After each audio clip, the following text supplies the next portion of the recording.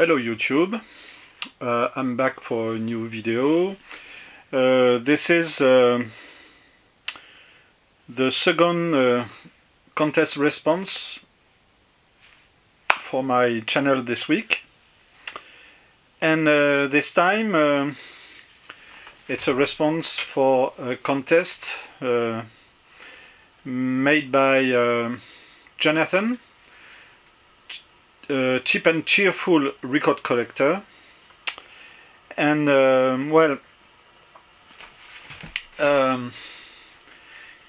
he said that Jonathan said that he may be one of the oldest VC member.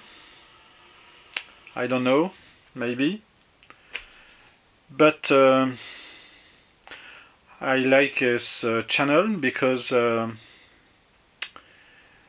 when he shows records, often he does not say only that he likes this record, but he just explain what it is to see this artist in concert.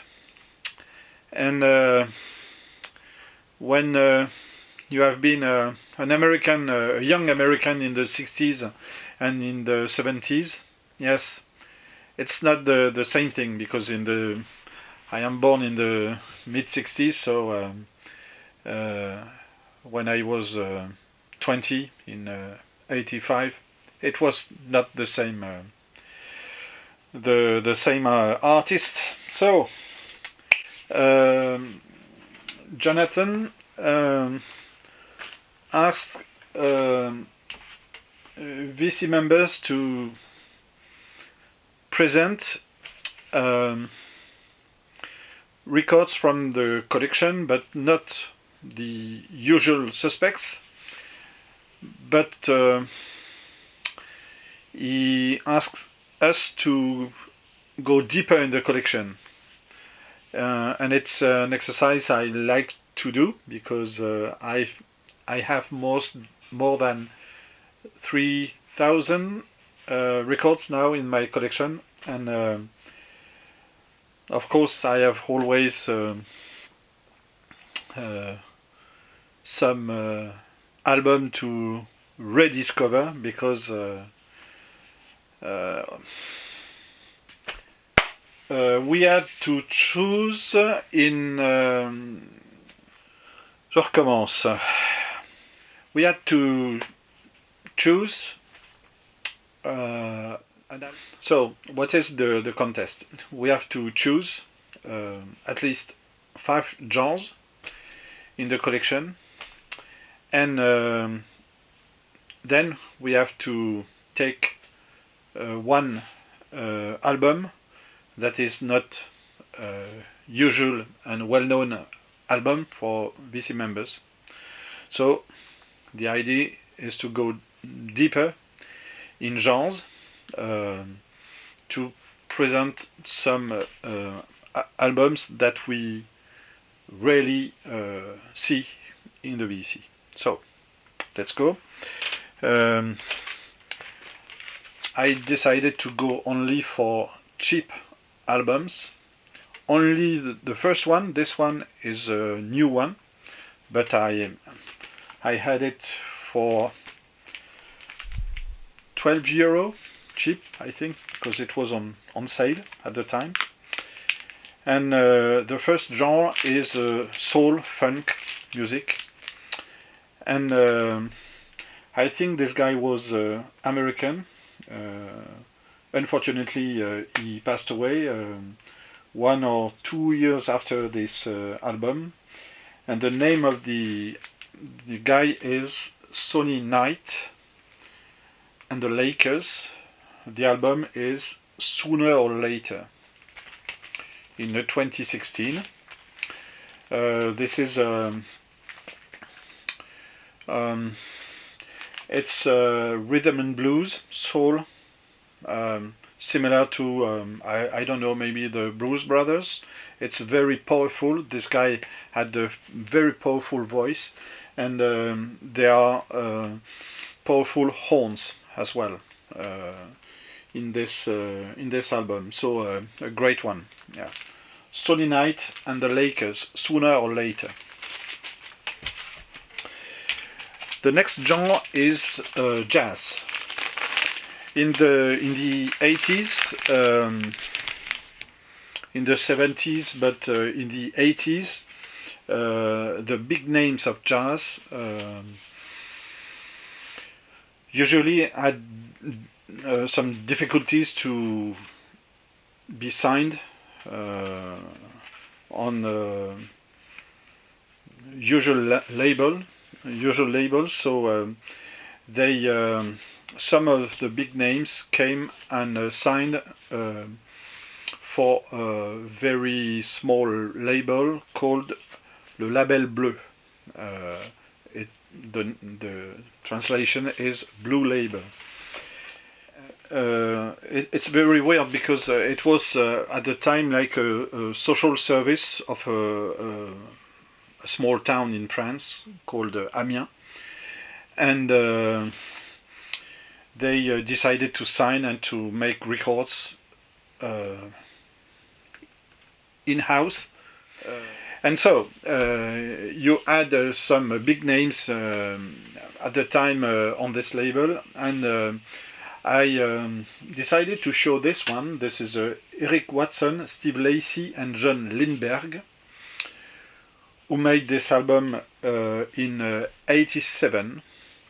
So it's modern jazz, pure jazz, and yeah, a very good trio. And this one is a live album because the name of the album is the Amiens Concert. So the Amiens is the name of the town. Next one, the genre is psychedelic music, prog music, and I'd like to show a French artist called Catherine Ribeiro, and this is the album is signed Catherine Ribeiro and Alp. Alp is like the mountain, of course, but it is the name of the band. And with her, within the band, was a guy who was the boyfriend of Catherine Ribeiro, and he was always searching for new instruments, and he even created his own instruments sometimes.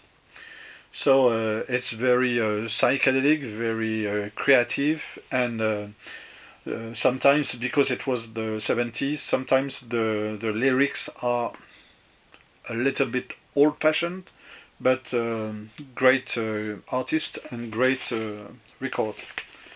Catherine Ribeiro plus Alp, and the name of the album is Paix. It means peace. The next one is a French artist as well, so the genre is French chanson. And it is an album that I like from this artist called Véronique Sanson, and the name of the album is Hollywood. Véronique Sanson was at that time in love with Stephen Stills, and she lived Paris, and her boyfriend at the time, who was musician as well, to go to Hollywood and to live with Stephen Stills. And so they made together this album. It was in the 70s, in 77, and it was recorded in Los Angeles.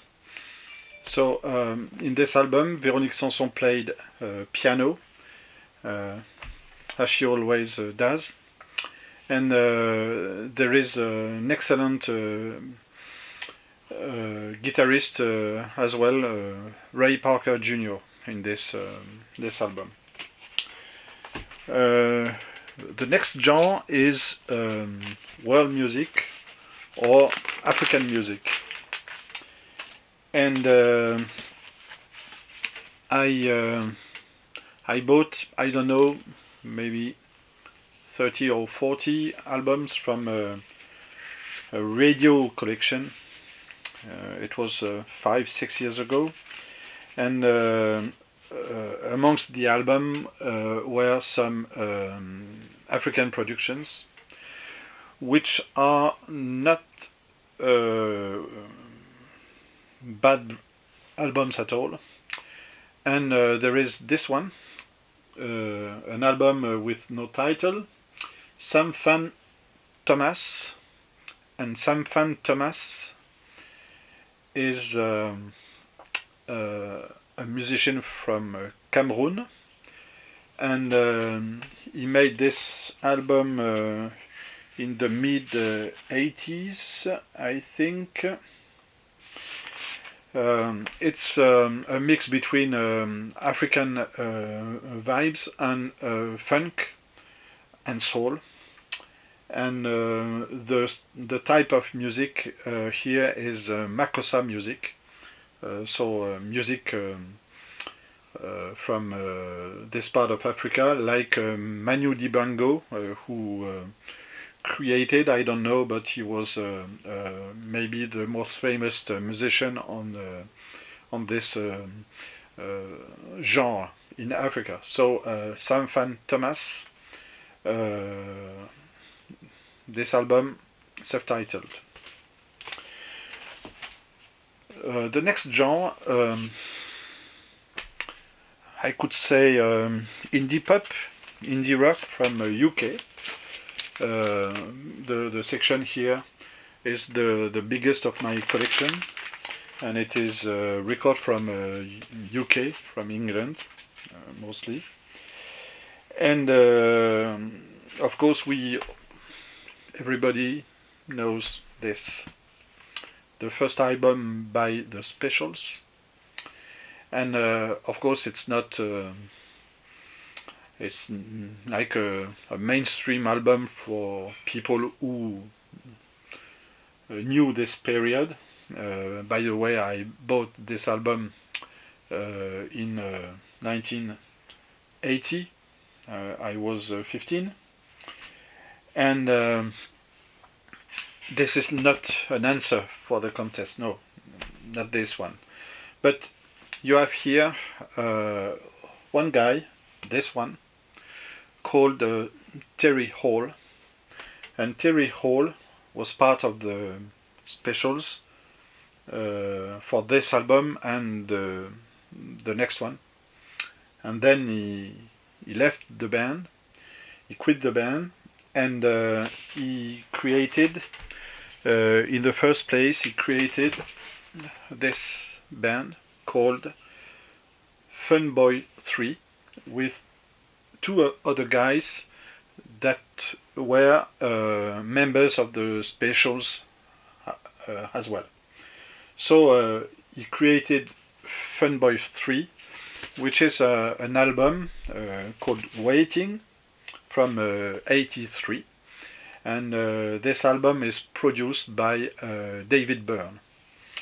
So it is, we can say, more a new wave album, this one. And then he created another one, more pop, more we can say between pop and bossa nova,